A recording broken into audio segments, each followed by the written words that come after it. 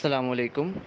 تلاش ذات میں نقاش شبیری یافی ٹی وی کی جانب سے آپ کی خدمت میں حاضر ہے، اور آج ہمارے ساتھ موجود ہیں ہر بار کی طرح جو کہ اس پروگرام کی سربراہ ہیں ڈاکٹر شہناز مزمل، اور اس کے ساتھ ساتھ ہمارے پاس سوالات آتے ہیں، کچھ تبصرے آتے ہیں۔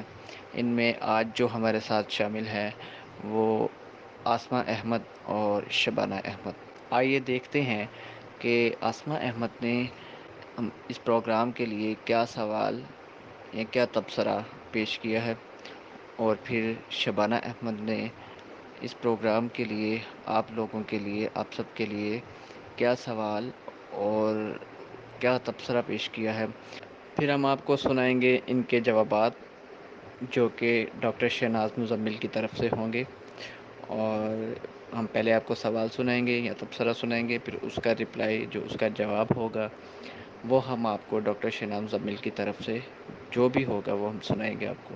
تو ہمارے ساتھ رہیے، آئیے پروگرام کا آغاز کرتے ہیں۔ سب سے پہلے ہم ڈاکٹر شہناز مزمل کا جو انہوں نے اس پروگرام میں ہر بار کی طرح جو ایک نیا لیکچر آپ سب کے لیے ریکارڈ کرواتی ہیں، سب سے پہلے ہم آپ کو وہ لیکچر سنائیں گے، اس کے بعد ہم آپ کو سوالات سنائیں گے اور ان کے جوابات سنائیں گے۔ اعوذ باللہ من الشیطان الرجیم، بسم اللہ الرحمن الرحیم۔ السلام علیکم۔ تلاش ذات میں ڈاکٹر شہناز مزمل جعفر ٹی وی سے آپ کی خدمت میں حاضر، اور بہت اچھا سلسلہ یہ چل رہا ہے۔ ہم جو ذات کو تلاش کر رہے ہیں وہ اللہ کی ذات ہے، اور اپنے آپ پہ اسے ہم دیکھتے ہیں کہ ہم کس طرح اسے تلاش کر رہے ہیں اور ہمیں اسے کس طرح تلاش کرنا چاہیے۔ بہت سارے سوالات ذہن میں آتے ہیں کہ کیا اللہ کو دیکھا جا سکتا ہے؟ وحدت الوجود کیا ہے؟ محبت کیا ہے؟ اللہ کو اپنی آنکھ سے دیکھنا ممکن ہے؟ اللہ ذات کا اسم ہے، اور ذات ہماری عقل سمجھ سے ماورا ہے۔ ہاں، مگر اللہ کی صفات سے اس کو پہچانا جا سکتا ہے۔ یہ کیا ہے؟ اللہ کا جلوہ۔ اسی لیے یہی حکم ہے کہ اللہ کی ذات پر غور نہ کرو، کیونکہ ممکن ہے کہ گمراہ ہو جاؤ گے، لیکن صفات پر غور کرو اور اس کی قدرتوں میں تفکر کرو، تاکہ تم اس کو پہچان سکو کہ یہ اللہ کا جلوہ ہے، اس کی طاقت ہے، اس کا مظہر ہے، اس کی نشانیاں ہیں۔ اللہ تعالیٰ کا فرمان ہے کہ کائنات میں اور تمہاری جان کے اندر بھی میری نشانیاں ہیں، کیا تم دیکھتے نہیں؟ اللہ کو ایسے دیکھنا جیسے آپ سورج، چاند، ستاروں کو دیکھتے ہیں، ایسا ممکن نہیں ہے۔ ایسا نہیں ہے کہ اچانک کوئی سامنے آ جائے اور اشارہ کر کے کہہ سکو کہ یہ اللہ ہے۔ اگر ایسا کرو گے تو یہ شرک ہوگا۔ اس لیے اشارہ کرنا شرک ہے، چاہے وہ اشارہ بت کی طرف ہو، کسی جلوے کی طرف ہو۔ اشارہ کر کے کہہ دیا کہ یہ اللہ ہے تو پھر یہ شرک ہوتا ہے۔ حضرت عیسیٰ کے بارے میں لوگوں نے ایسا ہی کیا اور گمراہ ہوئے۔ ہمیں حضور پاک صلی اللہ علیہ وآلہ وسلم نے اللہ کا ایسا تعارف کروایا ہی نہیں کہ اشارہ کر کے کہہ دیا جائے کہ یہ اللہ ہے۔ اس لیے شرک ہو ہی نہیں سکتا جب تک اشارہ نہ ہو۔ آپ صلی اللہ علیہ وآلہ وسلم نے فرمایا، جس کا مفہوم ہے کہ مجھے تم لوگوں سے شرک کا ڈر نہیں ہے مگر دنیا کی رغبت اور مادہ پرستی۔ تو یہ ہو گئی اللہ والی بات کہ اللہ کو دیکھنے سے مراد اس کی صفات کو پہچاننا ہے۔ اگر وہ رازق ہے تو آپ کو اگر کسی نے افطار کے وقت کچھ کھانا بھیج دیا ہے تو اس میں بھی اللہ کا جلوہ ہے کہ اس نے آپ کو رزق پہنچایا، اور آپ ریپریزنٹیٹیو آف اللہ ہیں۔ اس لیے آپ کو بھی چاہیے کہ جس قدر ہو سکے دوسروں کو رزق پہنچا دیا کریں، چڑیوں کو دانہ دن کا ڈال دیا کریں، اور جیسے کہ کہتے ہیں کہ کیڑیوں کو بسکٹ ہی ڈال دیں۔ اس طرح جب اللہ خوش ہوتا ہے تو پھر وہ اپنے بندے کو اپنا کوئی نہ کوئی جلوہ ضرور دکھا دیتا ہے۔ پھر یہ سوال نہیں رہتا کہ اللہ کو دیکھا جا سکتا ہے یا نہیں۔ دوسرا سوال وحدت الوجود کیا ہے؟ مثال کے طور پر ہمارے دروازے پر کوئی غریب مسکین مانگنے آ جاتا ہے اور دروازہ کھٹکھٹا رہا ہے، ہم اپنا کام چھوڑ کر دروازہ کھولتے ہیں کہ خیال آتا ہے کہ آپ اس کی جگہ کھڑے ہوں اور وہ آپ کی جگہ یعنی دروازے کے اندر، تو آپ نے جو سلوک اپنے ساتھ چاہتے ہیں وہی سلوک آپ اس کے ساتھ کریں. تو یہ ہے فلسفہ وحدت الوجود، یعنی جو سلوک بطور انسان آپ اپنے ساتھ چاہتے ہیں وہی سلوک دوسروں کو بھی انسان سمجھ کر کریں. تو یہ وحدت الوجود ہے. اس کے علاوہ ساری کی ساری جو ہے یہ گڈمٹ بات ہے، جھگڑا ہے. ایک تصویر پوسٹ وحدت الوجود جو ہے یہی ہے کہ جیسا ہم اپنے لیے سوچیں ویسا دوسرے کے لیے سوچیں.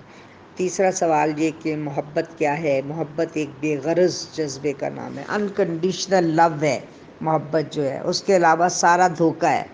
یہ جذبہ ان لوگوں میں پایا جاتا ہے جن کے دل نرم ہوتے ہیں، ان کے دل میں احساس ہوتا ہے. اور حضرت علی فرماتے تھے کہ یتیم کے سامنے اپنے بچوں کو پیار نہ کرو تاکہ اس کو اپنے باپ کی کمی محسوس نہ ہو. تو اس حد تک جا کر وہی سوچ سکتا ہے جس میں احساس اور درد کی دولت ہو، جو اللہ کے قریب ہو. اصل میں محبت اسی کا نام ہے. اور خدا تک پہنچنے کے لیے جو راستہ چنا وہ مخلوق سے محبت تھا. محبت میں بڑی تاثیر ہے اور وہ انکنڈیشنل لو ہونا چاہیے. اور محبت کس طرح کی جا سکتی ہے؟ محبت اللہ سے کیسے کی جا سکتی ہے؟ جب آپ اس کی مخلوق سے محبت کریں گے. اللہ کی مخلوق سے محبت کرنا اللہ سے محبت کرنا ہے، اور یہ محبت انکنڈیشنل ہو، سیلف لیس ہو کے، بالکل اس میں آپ کے ذہن میں کوئی چیز نہ ہو کہ اس کے بدلے میں آپ کو کچھ ملے گا. اس شخص کو اپنی جگہ رکھو، اپنے آپ کو اس کی جگہ رکھو. یہ سب محبت کے کھیل ہیں. اللہ کو پانا، محبت کو پانا، اللہ کی مخلوق سے محبت کرنا ہی رب کو پانا ہے. اور اگر ہم نے یہ محبت پا لی تو ہم نے سب کچھ پا لیا، اور پھر ہم تلاش ذات کے عمل میں کسی حد تک کامیاب ہو گئے. جی ناظرین و سامعین، یہ تھا ڈاکٹر شہناز مزمل کا لیکچر، جو کہ ہر بار کی طرح نئے انداز میں اور نئے ٹاپک پر آپ کی خدمت میں حاضر کیا جاتا ہے، پیش کیا جاتا ہے. تو اس کے ساتھ ہی ہم چلتے ہیں اب سوالات کی طرف اور تبصروں کی طرف. سب سے پہلے ہم دیکھتے ہیں کہ اسماء احمد نے اس پروگرام کے لیے کیا سوال کیا ہے اور کیا تبصرہ پیش کیا ہے، پھر ہم آپ کو اس کا جواب سناتے ہیں. السلام علیکم. آپ کے تلاش ذات سے متعلق پروگرامز جو چل رہے ہیں ان سے بہت کچھ سیکھنے کو مل رہا ہے. مجھے ایک چھوٹا سا سوال ہے آپ سے پوچھنا کہ چونکہ ہم اس وقت تلاش ذات کے حوالے سے ابھی آپ نے جو بات کی کہ اللہ تعالیٰ کی مخلوق سے پیار کرنا جو ہے وہ اللہ تعالیٰ سے پیار کرنا ہے اور اس کو خوش کرنا ہے اور یہ سب کچھ. میرا سوال یہ ہے کہ کہا یہ جاتا ہے کہ اللہ تعالیٰ کے بندوں سے اس نیت سے پیار کیا جائے یا جو بھی نیکی کی جائے وہ اس نیت سے کی جائے کہ یہ ہم خالصتاً اللہ کے لیے کر رہے ہیں، اللہ کو خوش کرنے کے لیے کر رہے ہیں، تو پھر اس میں اس کا ثواب شامل ہو جاتا ہے. اور جیسے چھوٹی سی مثال ہے کہ ویسے تو ہم پر والدین کی خدمت کرنا ہم پہ فرض ہے، ہمارا اوپر مطلب اللہ تعالیٰ کا حکم ہے، اس میں کوئی دوسری بات ہی نہیں ہے.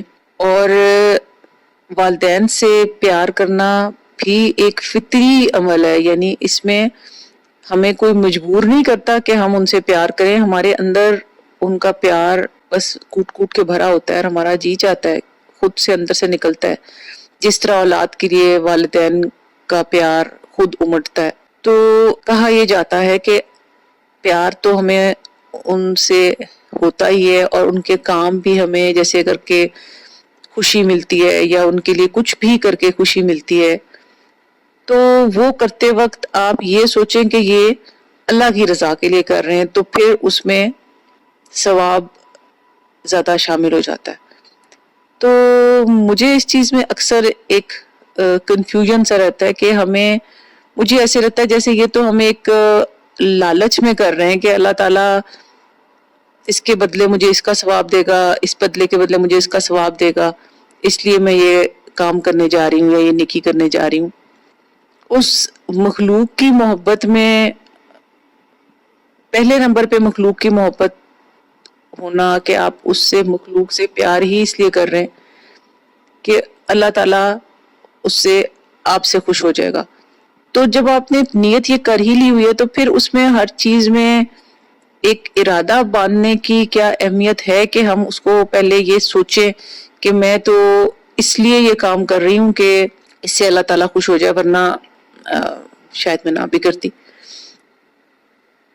تو یہ مجھے یہ پتہ نہیں میں اپنا سوال آپ کو صحیح طور پہ بتا پائی ہوں کہ نہیں بتا پائی، کہ مطلب ہے یہ سودے بازی والی ایک بات میں آپ کو کہنا چاہ رہی ہوں کہ کیا یہ ایک سودے بازی والی بات ہے کہ ہم ہر چیز میں اس لیے نیکی کرنے آگے بڑھیں کہ اس سے ہمیں ثواب ملے گا، ہمارے باکس میں نیکیاں ڈلتی جائیں گی.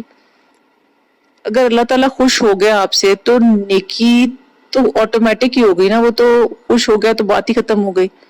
تو پھر اس میں ہم یہ کیوں سوچیں کہ ہر وقت ہم یہ اس ارادے سے کیوں چلیں کہ ہم نے اگر اپنی ماں کی کوئی ذرا سی کام بھی کیا تو اس کا مطلب ہے کہ اس کے بدلے میں اللہ مجھے نیکیاں دے. میں تو اپنی ماں کی محبت میں یہ کرنا چاہوں گی.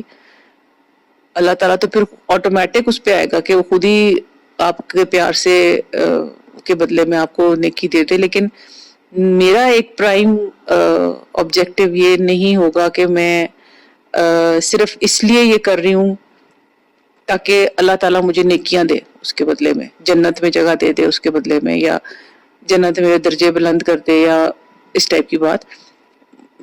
مجھے ایک غیر مشروط انسان سے کسی سے بھی محبت کرنا جو ہے، مجھے وہ ایک لگتا ہے کہ غیر مشروط ہونا چاہیے کہ ہم اس کے ساتھ یہ اٹیچ کریں کہ اس کے بدلے میں ہمیں اللہ نے پٹاری بھر کے نیکیوں کی ڈالنی ہے. اس پہ چھوڑ دیں، وہ خود ہی خوش ہو کے جو دیتا ہے دے دے. لیکن ایک وہ جو ہوتا ہے نا کہ جیسے ٹپ کے لیے آپ بھاگ بھاگ کے سرونگ کر رہے ہو کہ ٹپ ملے گی ٹپ ملے گی، وہ والی ایک فیلنگ مجھے آتی ہے. جیسے اگر آپ یہ سوچ کے کرتے ہیں کہ اس کے بدلے میں اللہ نے 10 نیکیاں دینی ہیں، اور اس کے بدلے میں اللہ نے 20 نیکیاں دینی ہیں، اور اس کے بدلے میں 1000 نیکیاں دینی ہیں، تو ایسے لگتا ہے جیسے وہ تو آپ ایک کاروبار سا کر رہے ہیں یا ڈیل کر رہے ہیں. اب اللہ مجھے معاف کرے، پتہ نہیں میں بہت ہی غلط لائن پہ تو نہیں چل پڑی ہوں. تو آپ پلیز مجھے اس پہ ضرور رہنمائی کیجیے گا. السلام علیکم.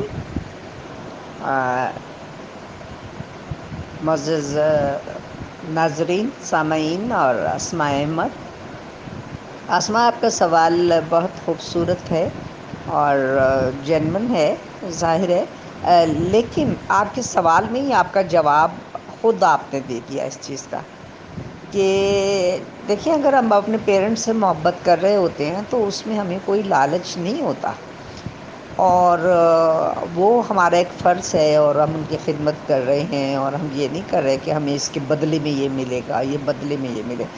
اب وہ جو ہم بات کرتے ہیں وہ بھی یہ کرتے ہیں کہ دیٹ از انکنڈیشنل لو جو آپ نے کرنی ہے. آپ نے اگر یہ کی تو وہ پھر آپ کی انکنڈیشنل نہیں رہتی.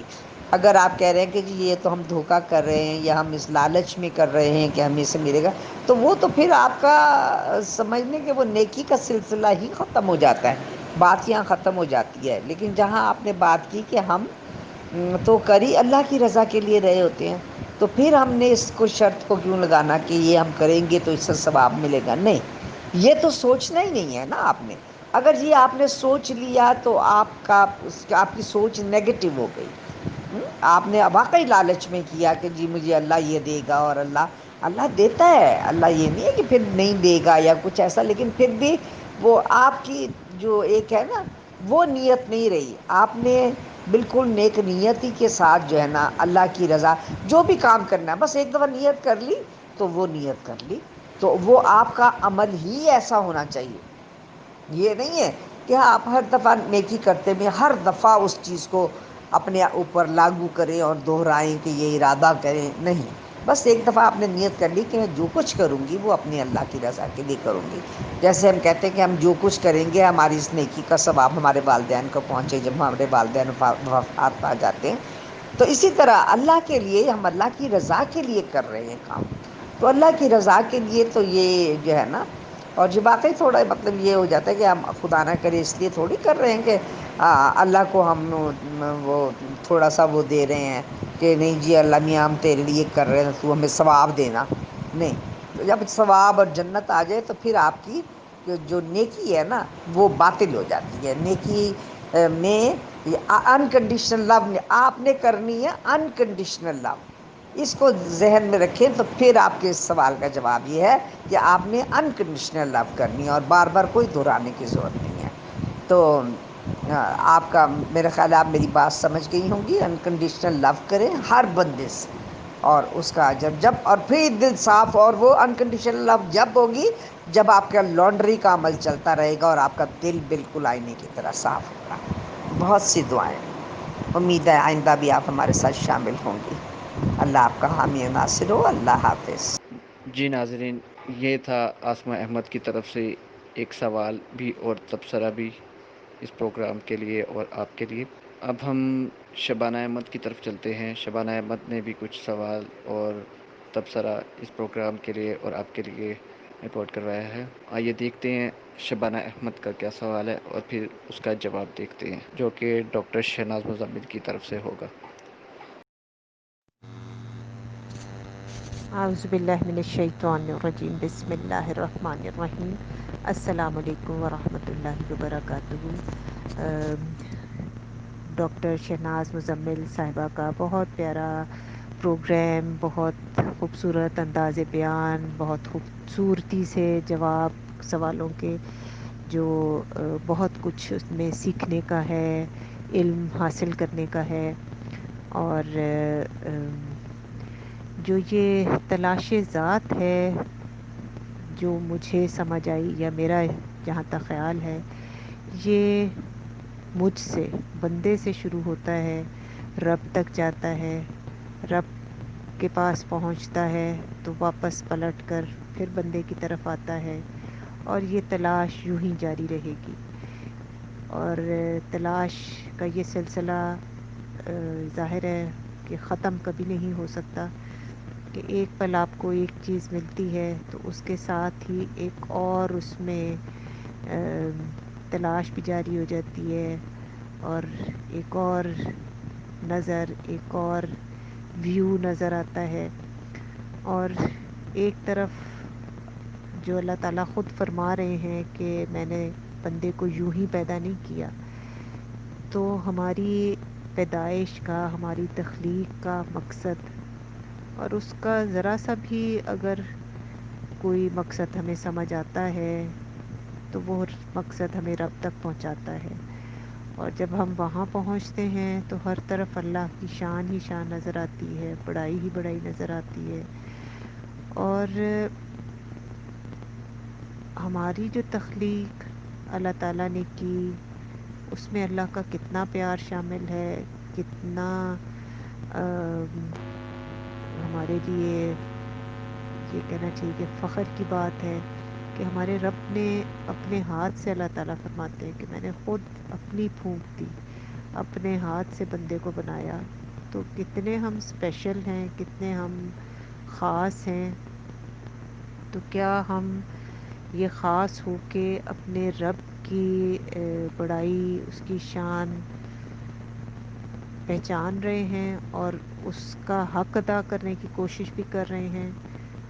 دوسری طرف جس طرح ڈاکٹر شہناز مزمل صاحبہ نے فرمایا کہ اس کی تو ہر چیز اسی کی تخلیق ہے، کیا حیوانات، کیا جان، شجر، کیا جس طرف دیکھیں اللہ ہی اللہ نظر آتا ہے، اور اللہ کی بڑائی ہی نظر آتی ہے، اسی کی شان نظر آتی ہے. ایک پہاڑ کو ہی دیکھتے ہیں تو کئی دفعہ اس کے اتنا بڑا ہونے پہ اس کی ہیبت، اس کا خوف آتا ہے، دوسری طرف اس کی خوبصورتی نظر آتے ہے، تیسری طرف پہاڑ میں کہاں کیسے سبزہ اور پھول جو نکلے نظر آتے ہیں کہ ان کو کس نے پانی دیا، کس نے اگایا. تو اللہ تو ہمیں ہر جگہ نظر آتا ہے، جہاں دیکھنا چاہیں پتھر کے اندر بھی نظر آتا ہے. اور وہ خود بھی فرماتا ہے کہ کہیں تو پتھر اللہ کی خشیت سے اوپر سے نیچے گر جاتا ہے، کہیں اس کے اندر سے پانی پھوٹ پڑتا ہے. تو اللہ کی شان، اللہ کی بڑائی، اللہ کی بزرگی ہر چیز میں ہے، کیا چرند میں کیا پرند میں. اور وہ خود کہتا ہے کہ ہر چیز میری حمد و ثنا کر رہی ہے. تو کیا ہم یہ سب اللہ کی شان کو دیکھ پا رہے ہیں، محسوس کر رہے ہیں، اور ہم اس کا حق ادا کر رہے ہیں؟ تو یہ سلسلہ پہچان کا، تلاش کا تو جاری و ساری رہنا ہے.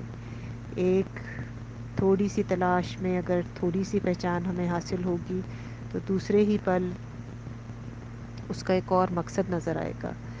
اور پھر وہی جس طرح کہ ڈاکٹر صاحبہ شہناز مزمل صاحبہ نے فرمایا کہ یہ اس کی مخلوق، اس کی بندے، ان کے ساتھ پیار، تو اللہ کا پیار حاصل ہونا شروع ہو جائے گا.